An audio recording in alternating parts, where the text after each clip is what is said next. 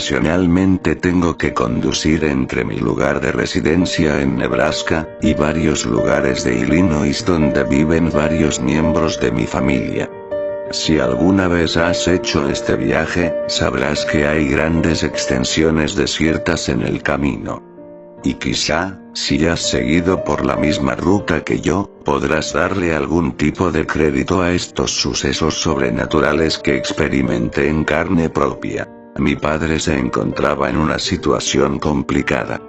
Hacía tiempo que luchaba contra una enfermedad y según los médicos no le restaba mucho tiempo de vida, así que era mi obligación estar presente. Así fue como me encontré a mí mismo en un viaje a medianoche, cruzando el estado de Iowa, algo que siempre procuré evitar. Había visto suficientes ciervos muertos a las orillas de la interestatal, como para saber que tienen la mala costumbre de saltar en el momento menos oportuno. Por eso iba atento a los lados del camino, asegurándome de tomar todas las precauciones, pues dudaba que el parabrisas de mi vehículo resistiera el impacto contra un ciervo. Tras 2 horas de camino, noté que era el único vehículo sobre la carretera, no podía ver ni un solo destello de luz, atrás o adelante del camino. No tenía idea de cuánto tiempo llevaba así, pero, por decirlo menos, me resultaba un poco inquietante.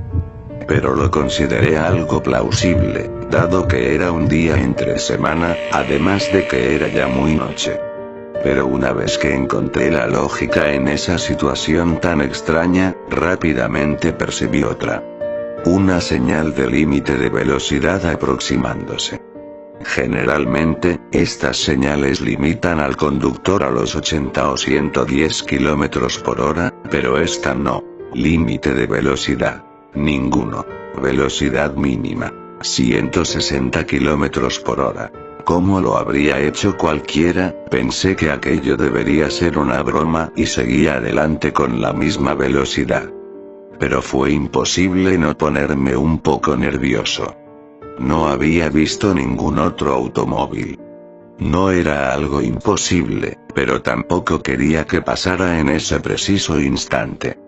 Deseaba ver otro automóvil conducido a una velocidad aceptable, o no aceptable, ya no importaba, en el otro carril.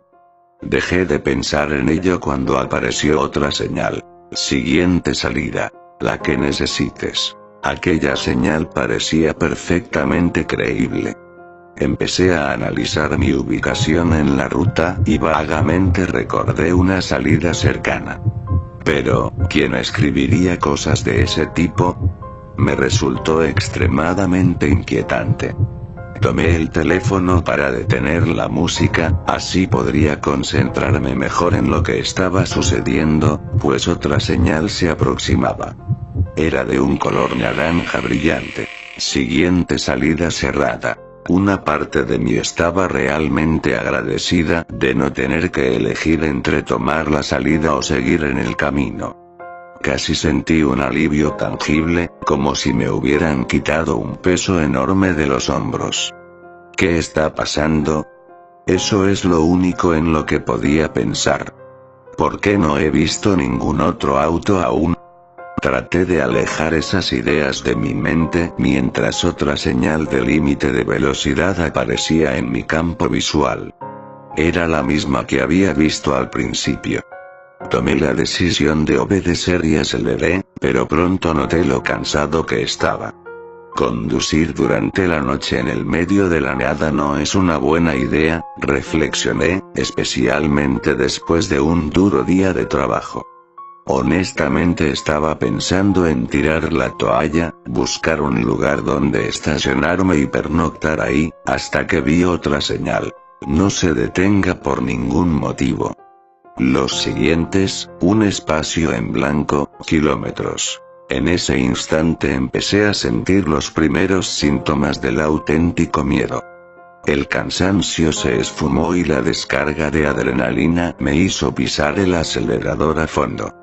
Jamás había visto una señal como esa en todos mis viajes, era imposible ignorarla. ¿De qué forma alguien indicaría algo como eso? No, definitivamente eran falsas, pero las tomé como un sólido consejo. En ese punto corría a toda velocidad por la interestatal.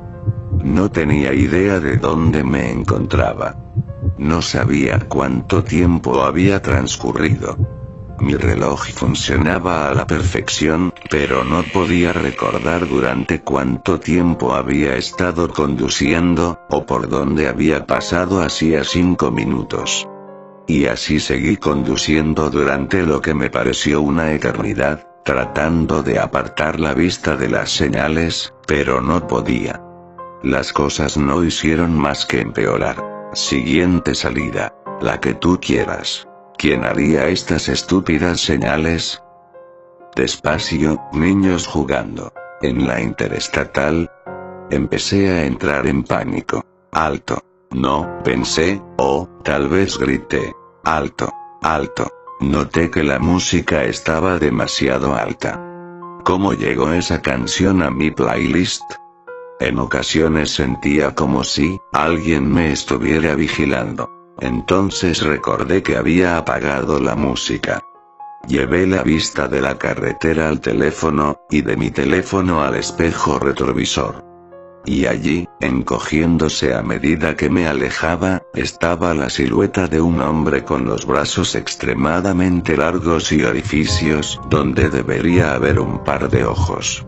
Lo observé hasta que no pude más, hasta que desapareció en el retrovisor.